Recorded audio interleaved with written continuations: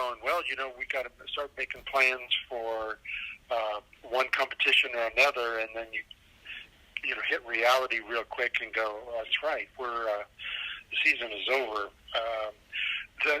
The initial aspect of being on the track at the national championships, surrounded by the competition of those that qualified, and then all of a sudden just be told on a Thursday afternoon, pack up and leave, the season is over. That was one, initial reaction. And then the second was the reality as you're flying back to Fayetteville, going, oh my gosh, we lost the indoor championship. But we also lost the entire outdoor season. So, we had our team meeting and went through the realities of, this precedent-setting historical moment. And the kids were very open and resilient about it. They were trying to figure out their plans if, the option was to go home or stay. And that seems to be ongoing. We had a young lady that was getting ready to fly to Los Angeles, and her parents called and said, hey, by the way, there's been an exposure issue. You stay here. And so that's a situation that continues to evolve on a daily basis.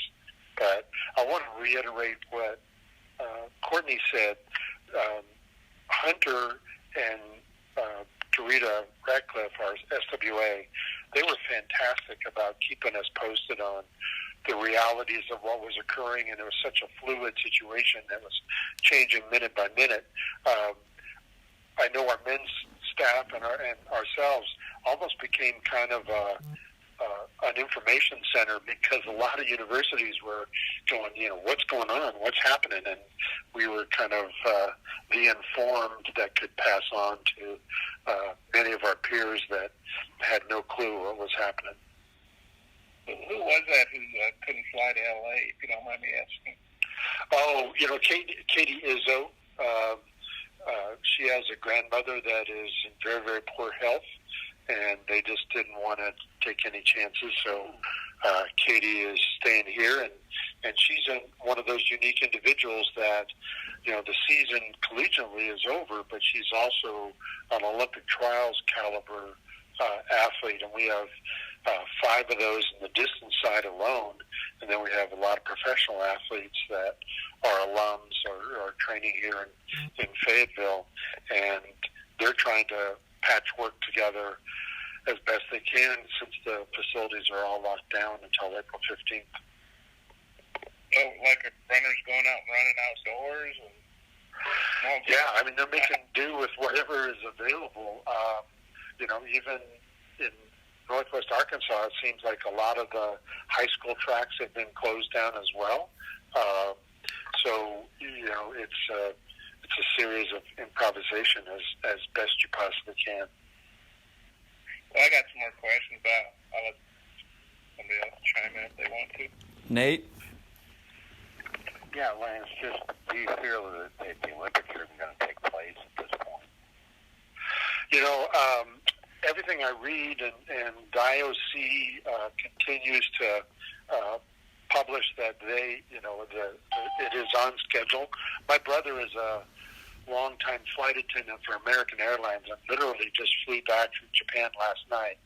And he said, Tokyo is talking about, hey, July 24th, the games begin. So obviously, if we have an Olympics, the Olympic trials will have to be expedited to select the U.S. team.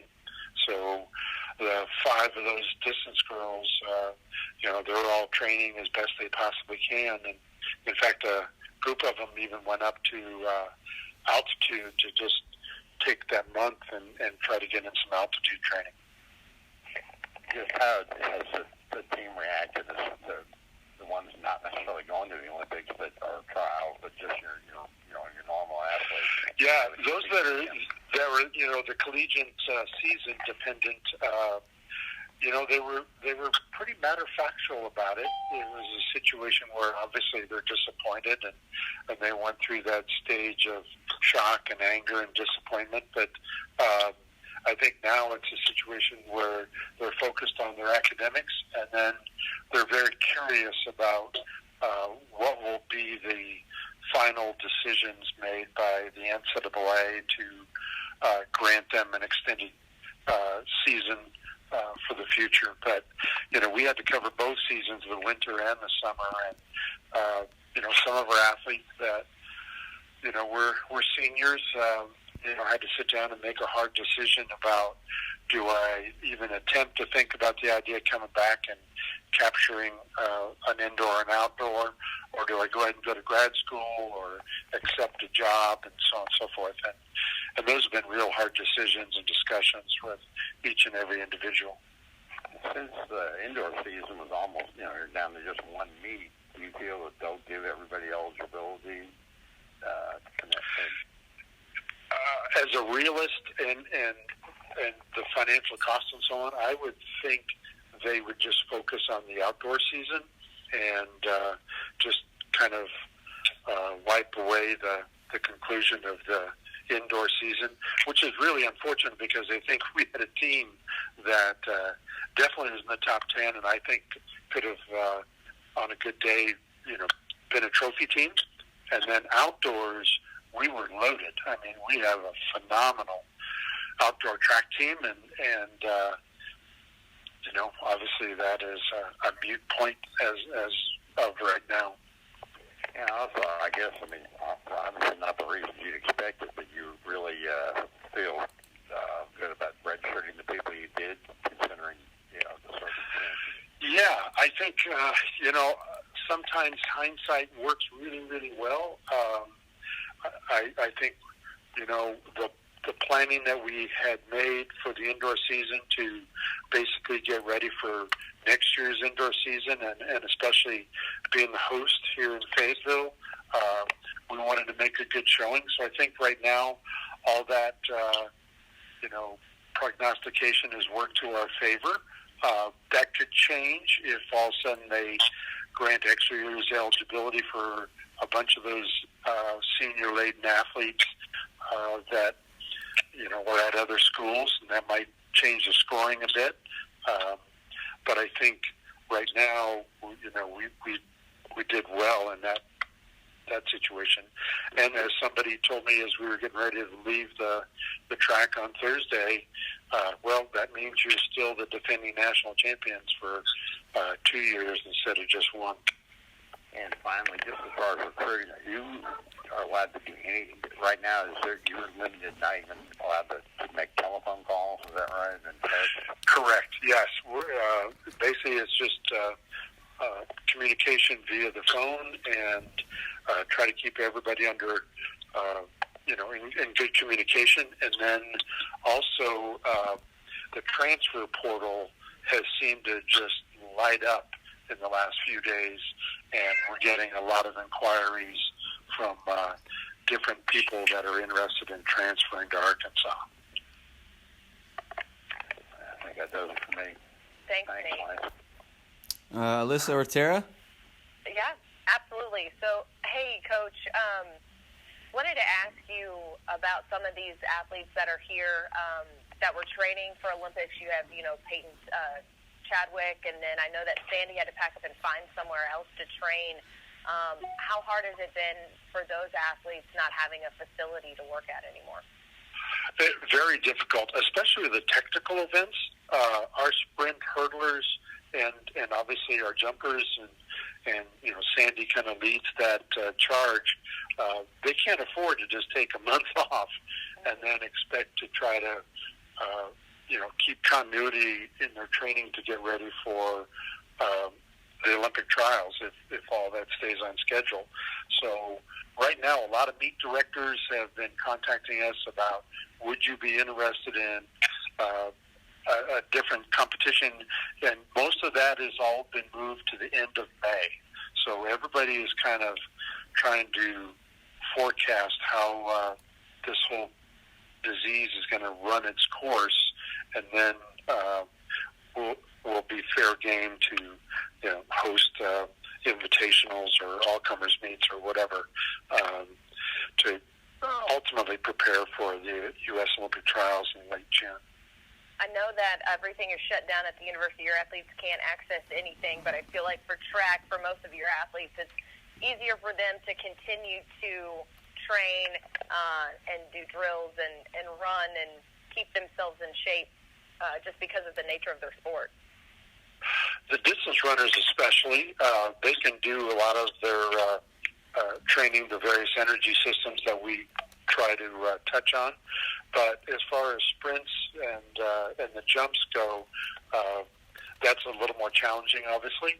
I know Chris Johnson is improvising as best he possibly can with our post-collegiate group to try to keep them fit and focused and energized to the goal down the road. And my last question for you, how much time are you spending at the ranch? Got some projects to knock out?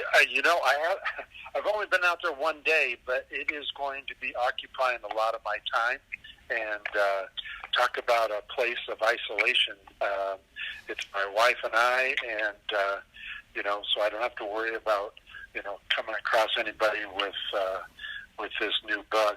But yes, I'll be spending a lot of time out there. Thanks, Coach. Chip, do you have any questions? Okay. How about Hayden or Kyle in Little Rock? Coach, you just touched on it, but what are you going to do to try to fill the time here? Are you going to be walking on a ceiling soon, or what? Well, that'll happen real quickly. Obviously, in all the years that I've been coaching, and there are many, obviously, I've never had this happen before. So I'm kind of, in my mind, it's almost like a premature retirement. I'm not going to handle that process well either. So my wife is trying to ground me, and that's been a difficult process, trying to escape the house periodically. But, I'll get through it and figure out ways to do it. The farm is probably a place that I can go out and stay mentally occupied, physically occupied. And then hopefully on my birthday, April 15th, the kids will be able to come back and the facilities will open back up. And hopefully this virus will run its course and move on to distinction, hopefully. Bob, you had some more questions? Yeah. Well, first of all, Lance, I didn't know you had a ranch or a farm or whatever. How long have you had that? And is that around, I guess it's around here. What's the deal with that? Yeah, we have 10 acres in Goshen that overlooks the White River going into Beaver Lake. And so it's a real picturesque little place that we bought a few years ago. And with eventually the possibility of trying to eventually maybe live out there and have animals and so on and so forth. But, it just seems like we'll have to cross that bridge as we get closer to, wrapping up track and field. Have you got a place up there you can live there? Yeah, we have a little house that my wife is quite an interior decorator, and I have a lot of capability of physical labor. So she's had me do different things, and between the two of us, it's very, very livable. And our kids use it a lot, just as a sanctuary, getting away from the town and a place to kind of hide out. And it's got a pond so they can fish, and there's a lot of deer and wild animals zipping through, so that's kind of fun. And it's just big enough to occupy our time. It's only 10 acres, and it's a great place to hide out.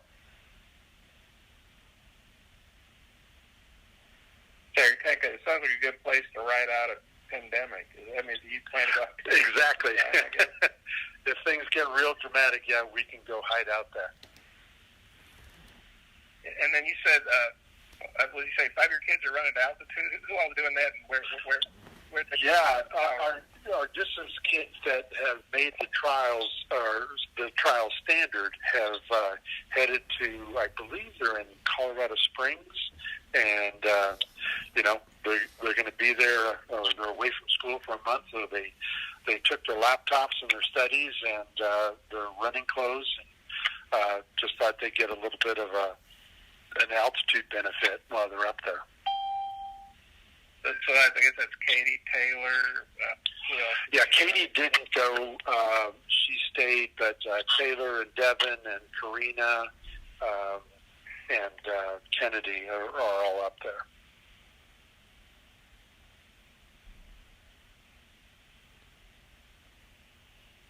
All right, last questions for Coach Harter. Anybody? Lance, I just one more. The stuff with the scholarships being restored, do you think that's practical, or how do you see that working if indeed it happens? Well, that'll be an interesting conversation at the NCAA level, and then I'm curious, will there be a vote? Because the Power 5 type conference schools, they probably can afford a 1-year adjustment, but coming from a school that doesn't have those types of resources, if it comes to a vote, traditionally there's the haves and the have-nots, and I would see the have-nots going, hey, we're already kind of at a disadvantage because we can't give the full allotment of scholarships in particular sports, and then all of a sudden you're allowing the haves to have even a few more. I could see reality hitting real quick that, why would we put ourselves even at a more of a distinct disadvantage? So, Hunter and his peers and the commissioner, Sankey, and his peers, I guess they have to try to sort all that out.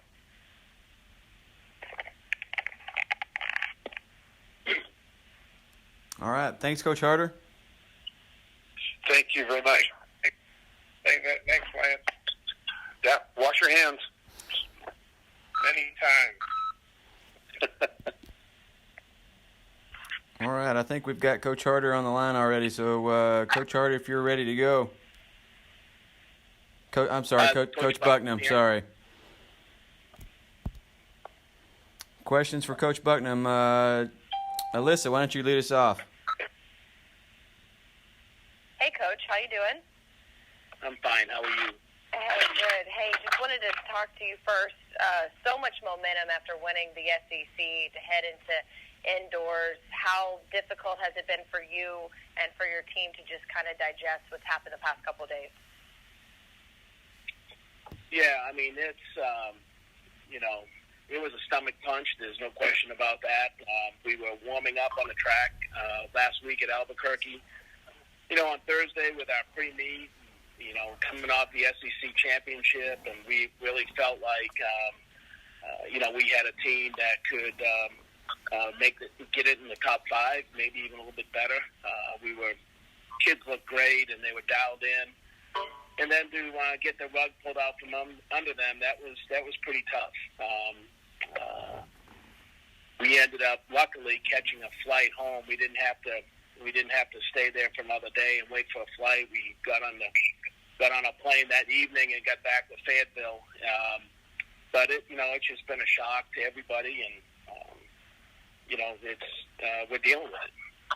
I know that you have so much strategy that goes into what you and Lance do in terms of if you're going to redshirt people, if you're going to how you're going to kind of set your rosters. How does this throw a kink into that strategy, and then the possibility of some people maybe getting an outdoor season again, kind of change how you approach things? Well, until we know, it's kind of hard to make predictions. I feel like these kids need both their winter and spring seasons back. I think that I just think that's important, and I think all the classes need to get them, not just the seniors. And the thing that's encouraging is the fact that the senior staff, including Hunter and our meeting, feel the same way. So we've got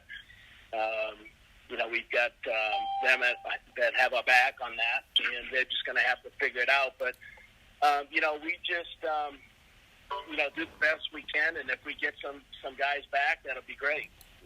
So and kind of hard to predict what's going to happen. Go ahead. Right. How's the free time headed? Watching any TV shows? Binge watching any movies? I don't know, but I have to tell you that that tweet from Mike Leach was a riot a couple days ago. He goes, I walked into my house and there was a lady sitting on my couch. She seemed nice. It was my wife. And I just thought that was hilarious. So Cindy and I are getting used to each other. We've been married 39 years, and she says it's only been 9. Really, because of all the time we've missed, and that's why we're still happily married. So, I'm gonna use the opportunity to rest and enjoy time with my wife, and hopefully this thing blows over soon. Thanks, Coach, for the time. Yeah. Nate, do you have any questions? Yeah, I do. I guess first, like with Cameron Griffith, how tough was it, athlete, and then I guess they canceled the Australian trials even before he could go home anyway. Yeah, he got a double whammy because not only was he ready to run 2 big races for us on Friday night and then on another one on Saturday, but we had him flying out on Sunday back to Australia for his Australian trials. And the next day, I think it was Saturday morning, because we kind of left him behind there to catch the flight on Sunday, and then Saturday morning, they canceled those trials. So I think that's a precursor of things to come. It was tough on him because he was ready to roll, and he just had such a great SEC championship, and he's going to go down as one of those outstanding prototypical Arkansas middle distance runners where they carry a heavy load. They run races in their team guys, and they'll do whatever they can for an SEC championship and an NCAA title. And so it's tough not to see him really shine at the NCAA championship. And that's why I feel whether it's the basketball players or the swimming, diving, or track and field. I mean, you go through the grind of the season, and everything is tilted towards getting to the NCAA championship. That's what we're about. That's in our DNA. That's how we do it on all of our sports. And then you take that away. I mean, you do the grind and you battle and fight, and then you can't compete at the highest level. And that's why I don't think. I think this spring sport talk, I think it should be the winter sports as well. Did they cancel the Australian trials, or was just his flight that got canceled and he missed the trials? No, they canceled the trials. Okay, that's what I thought. No, I don't know, Nate. I don't know if it was postponed or canceled. Probably postponed. The verbiage obviously is important, and things have been kind of there's a lot of moving parts right now with our team, and I can't answer that question entirely. Sure. Do you think they'll have the Olympics given the circumstances of what's going on and all these? Well, I've just delayed. I don't think so, but I don't see how they can. But yet,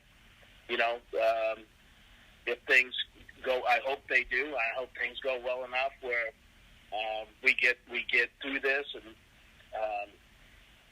they can restart.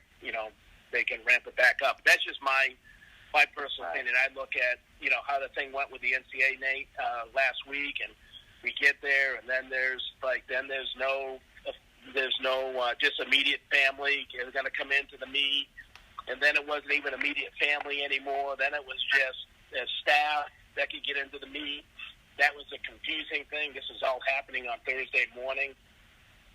And then, Thursday afternoon, they just dropped the hammer on both the winter and spring championships.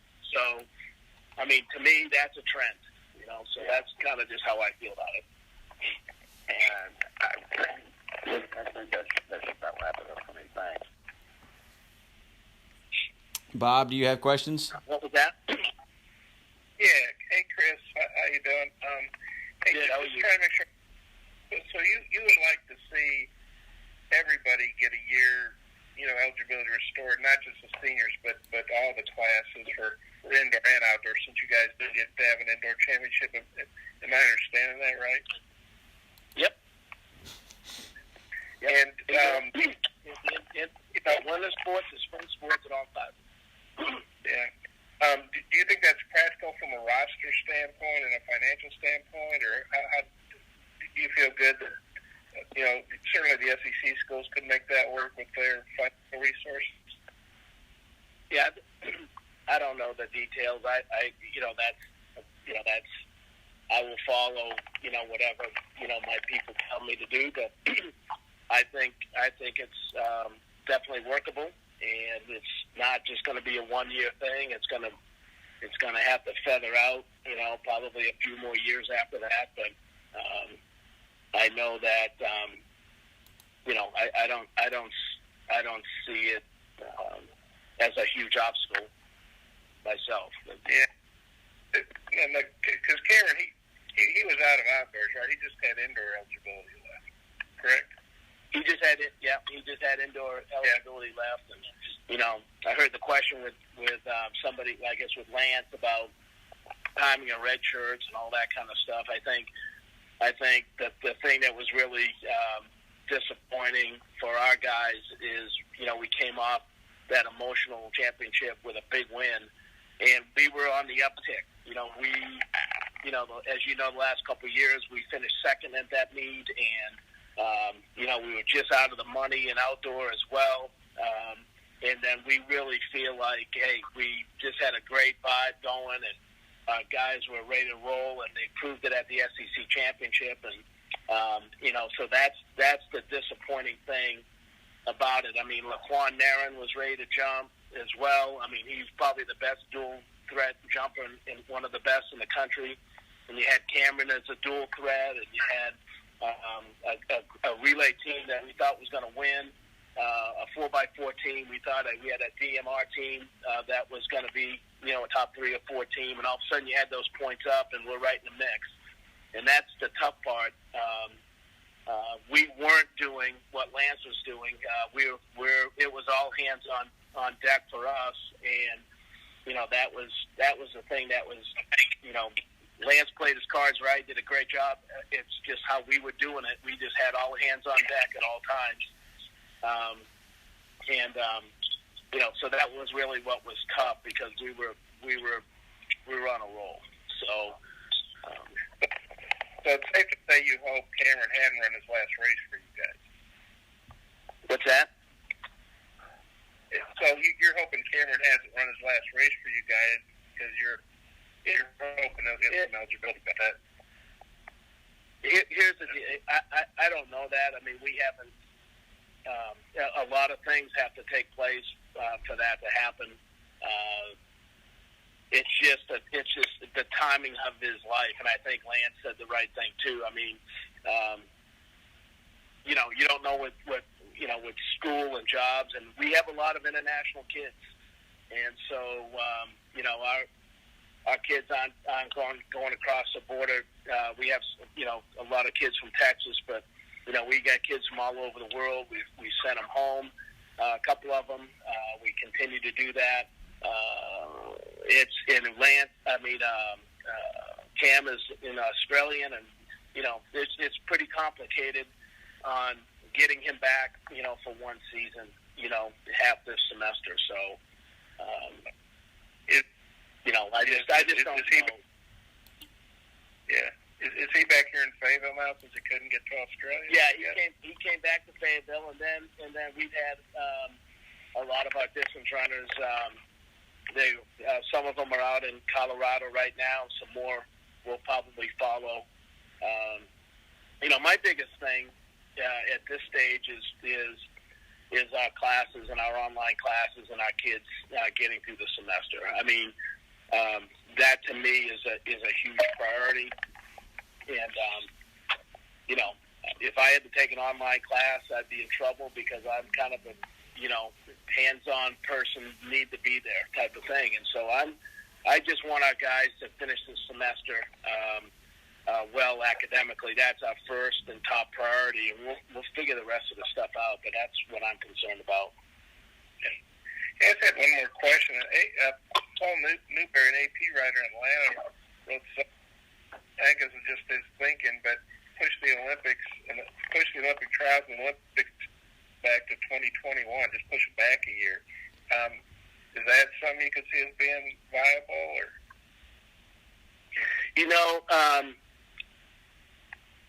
Anything is possible this day and age. What's going on now? So that wouldn't surprise me. The Olympic thing is a little bit different. The trials are one thing, and then hosting the games is another. I got to apologize, Bob. I just haven't. I haven't given it. That hasn't been my focus. I haven't been following it probably like I should, but I'm just doubting with my guys here and what's going to happen the next few months, and I really haven't thought a lot about that. Obviously we have a group of guys that it affects, and we're just kind of in step 2 right now.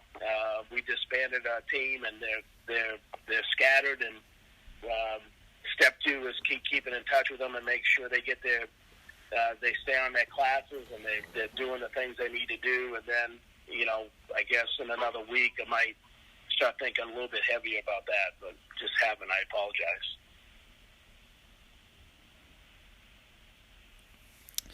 Any more questions for Coach Bucknam?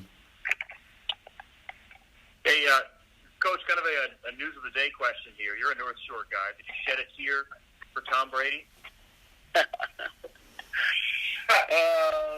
He should have stayed.